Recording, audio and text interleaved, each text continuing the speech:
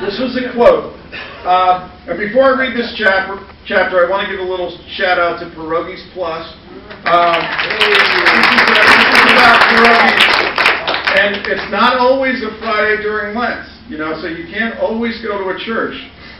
So Pierogies Plus is there when you're jonesing for pierogies, and I've been there. And I've had the halushki too.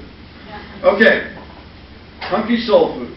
The women of Holy Ghost Byzantine Catholic Church in McKees Rocks have gathered every Friday morning, summers excluded, for better than 50 years. They come, they sit, they chat, they laugh.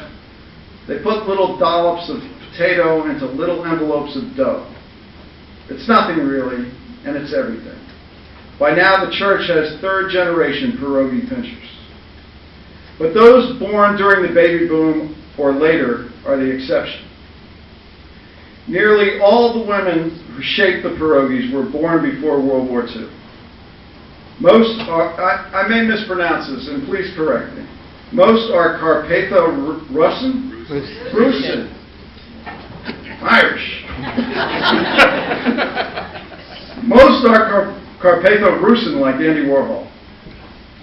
They trace their ancestry to an area that covers parts of modern Slovakia, Poland, Romania, and Ukraine. The recipe for stuffed cabbage you learned as a child largely depended on which valley of the Carpathian Mountains your parents were from. It's like this in many an ethnic church in and around Pittsburgh. Daughters of miners and steel workers, these women have seen their children scattered to suburbia. In our era of two-income families, there is little time for the old ways. But in the wee hours of the morning, women in their 70s and 80s will find their way into church kitchens they know as well as their own to saute onions and make dough. Helen Hopi, 84, and well into a 13-hour day on a Lenten Friday morning in 2008, was supervising the kitchen as, and again I'm going to have trouble with these names, Jane Skreptak, 81, Ann Lupus, 83, Elsie Everly, 80, and Peg Krulak at 72, the acknowledged baby of the group, sat at tables pinching dough around dollops of cheese.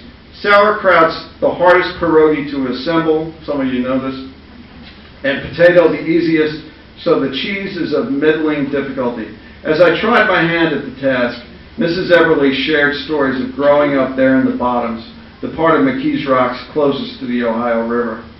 Her grandmother liked to tell the night Elsie's mother Mary was born in 1903. Mary's father was across the river in old Allegheny City drinking heartily. Probably at a bar I go to now on the north side. There was no McKees Rocks Bridge then, which I learned today is the longest in Allegheny County. And when he took the ferry back across, he slipped into the river. Or as her grandma would tell it, they were fishing him out of the Ohio while they were fishing Mary out of me. You don't get quotes like that in Fox Chapel.